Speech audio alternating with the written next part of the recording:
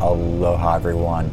In this Doing Hawaii adventure, I am going to take you somewhere I haven't been able to access since the 2018 Kilauea eruption.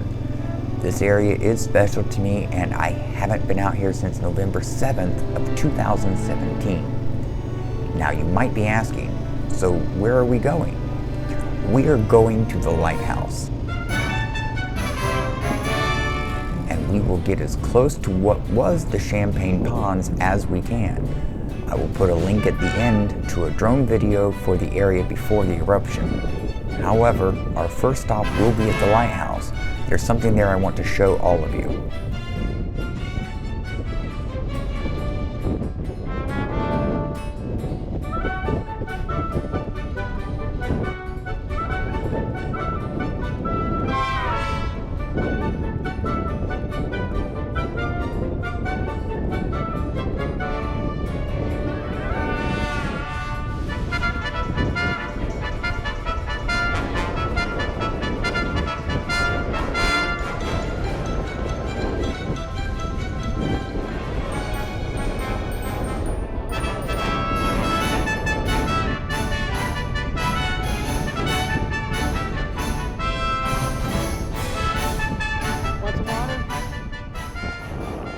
I have extra water if you want some. I brought some just for this instance. I don't know if I can find them. Here we go. Nothing. Oh, thank you Kidding me? very much. That's awesome. Thank you very much. You're welcome.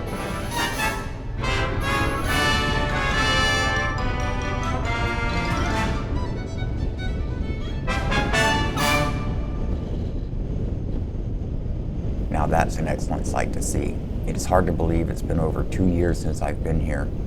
The tall white structure you see here is the lighthouse. It doesn't look like much has changed with it since the last time I saw it. Maybe just a little bit more rust. Okay, before we head out to Champagne Pond area and explore that area, I want to show y'all something. In previous videos and in some photos that I've posted, y'all may have seen this building with a different piece of graffiti on the front. Apparently it has been updated since the eruption. I know prior to the eruption that was not the image that was there. However, I never even thought about coming over and taking a look around the side to see what was over here before, but this is what's here now, and it looks like it's pretty fresh. So I do know I have one subscriber that's going to just love this. You know who you are. They're in El Paso. So pretty cool, man, pretty cool.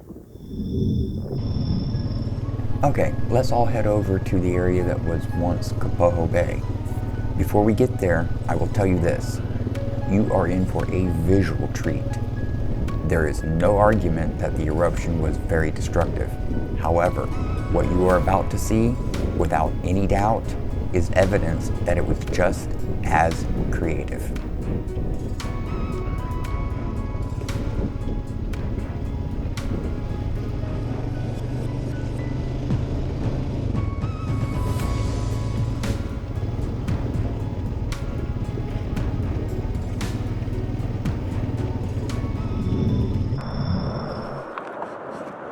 Isn't this amazing?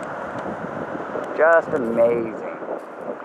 We are down here. This black sand beach that you're looking at right here did not exist before the eruption. This area was pretty much rocky coastline, a few little gravelly areas you could get into. Water's not very safe to swim at, but this particular beach was not here. Now, I'm not quite sure what the mechanisms are forming this beach, because we are actually on the north side of the most northern lava flow that comes from Kapoho and came around Green Mountain, or Kapoho Crater, which is what we're seeing there in the distance. So it came around down that way, and then took out basically Kapoho at the time. So how all this particular sand got here, I'm not quite sure. Now I understand, like for Koihi, we saw the black sand beach built down there, which is understandable because the longshore currents going down the east coast of Hawaii Island should push all that rock and sediment and stuff that was being built by the waves and the lava entry. So that makes sense. However, here, it it doesn't make that so much sense. So I'm not real sure how this all came about. The only thing I can, well, guesstimate technically would be that because of the lava entry at Kapoho Bay and along the shoreline further south, it may have changed the longshore current that flows down the east coast of the Hawaii Island. And that could be partly responsible for why all this rock has been piled up here. Because this rock, and if we take a look at it, and give you a little better example, this rock has been around for a while. As you can see, it's been tumbled by the waves. The rocks are all nice and round. So this is not lava from the eruption itself that's washed up. This is old lava coming from, I would believe, north of this location, being washed up after it's been tumbled. And, you know, the aggregate here goes from, I'd say, ½ inch down to very small particles, which you can see here. So, I'm not quite sure how exactly this all got here. And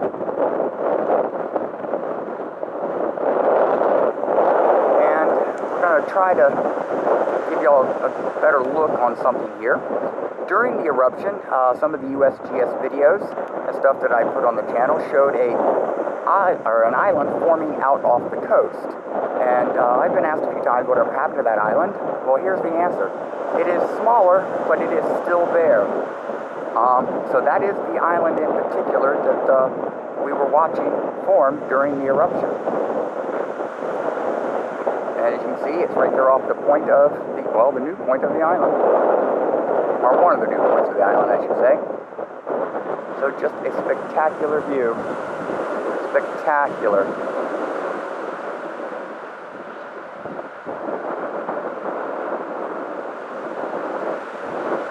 I'm really just awestruck. I really, really am.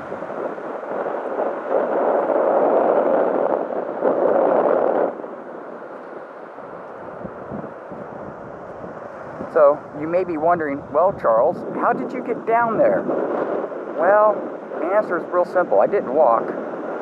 Instead, I drove. Yes, the ATV. Actually, we got lucky, and someone's opened up a new little path that's allowed the ability to get the ATV down in here. However, it was a difficult crossing, that's for sure. I would not recommend it to the novice. That's definite.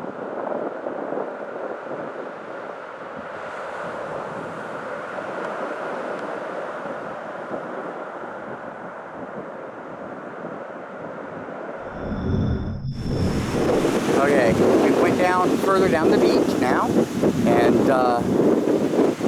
to where the new lava is. So this is all new lava from the 2018 flow, and as you can see, it's got a very red orange color to it, which means this particular lava, and this is actually this is a great chance to show you So this is why lava is called lava. It's because it's rocky, chunky stuff compared to the Pahoa, which is more fluid and smoother. So let's walk down around this little bend. There's some cool things. So here where the new lava meets the ocean, when the water comes in, it is building or undercutting the lava structure, creating all these little caverns and holes and different things. So I can only imagine what the future will bring over the next 10, 20, 30 years. Look at this.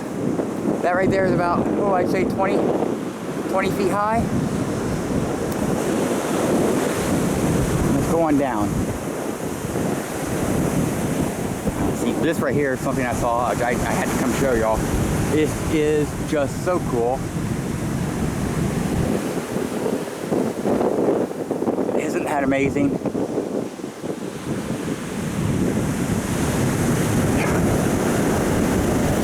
And I haven't been over here yet, so we're all going to discover what's over here together. Another little indentation in there. But I gotta watch myself here because the ocean is very close, and apparently the water's coming all the way up here. So I'm not going to go out there. And I think we have a turtle out there. Oh, he died. Oh well. Okay, let's see what we can do. I want to go around this bend before the next wave comes in. I gotta hurry, gotta hurry, gotta hurry, gotta hurry. Here it comes. First time you ever seen me go that fast. Wow. Wow, and I'm probably not doing a very good job recording this because I'm just kind of holding the camera and looking around myself. So I do apologize if the shots aren't all that great.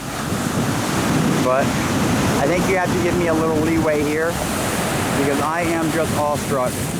This is a new area for me. Well, it's a new area for everybody. This place did not exist. And on my ventures down to this side, it looks like that the beach is where ocean used to be. There's some rocks, which I'll go back and get some footage of that. But the formations are just amazing. And then of course, out there, there's our little island.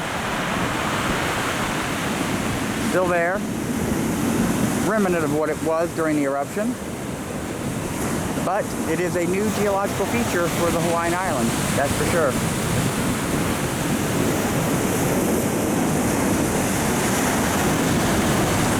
And I just love the waves.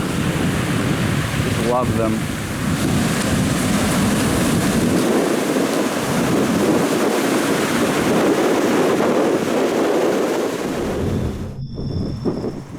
I've come back down to where I said looked like was once the water edge.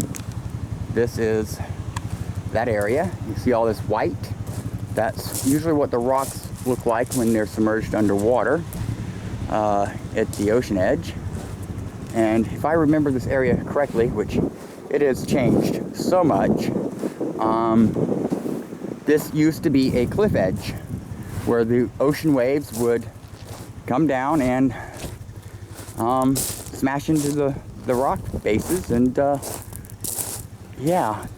And looking down here, it is still kind of wet. There's some water down there, and we got some green, and that green is algae from the ocean, but these other green up here on the rocks are ferns already taking root and colonizing in this area. So we are literally standing where the ocean used to run wild, and the ocean has been beat back by this new black sand beach. And as you can see, I'm looking up at the beach. Well, I don't know if y'all can tell that by the video or not, but I'm actually looking up at the crest of the beach, which then drops down at a pretty good slope. I say maybe 20 degrees to the water. It's kind of steep. I don't think the water here is safe for swimming here. But yeah, this used to be where the ocean met the island before the eruption. So this is interesting actually, because that just goes to show that even though the eruption affected all the coastline and everything south of where I'm located, it still had effects on the northern areas of the island as well.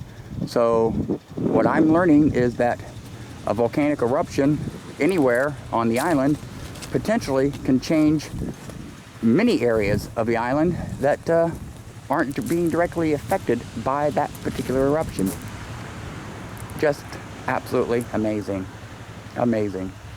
I know that's my favorite word. If y'all been watching the channel, it's my favorite word. So remember, don't forget to subscribe and hit the bell icon if you want notifications for videos like this, because I will definitely be coming out here again. Unfortunately, today it is a little too windy to fly the drone. So don't forget to look at the community post on the community tab of my YouTube page, or you can go over to the Facebook page and find the post there. But I'm looking for a name for the drone, and I'm looking for suggestions. So, you know, make those suggestions.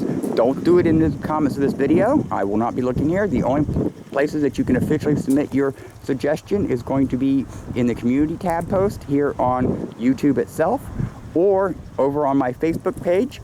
You can find links to both of those in the description.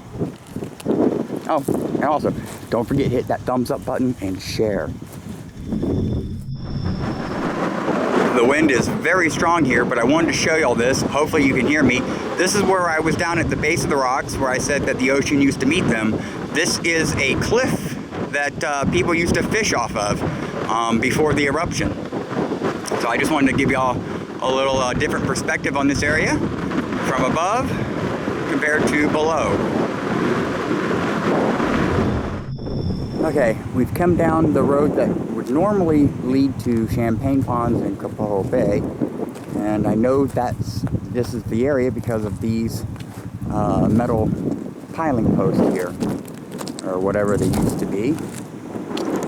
This used to be right here between this one and this one was the road, and as you can see, it's now covered in lava. So even if it wasn't, there would be no reason to go to Champagne Ponds because, well, it doesn't exist anymore.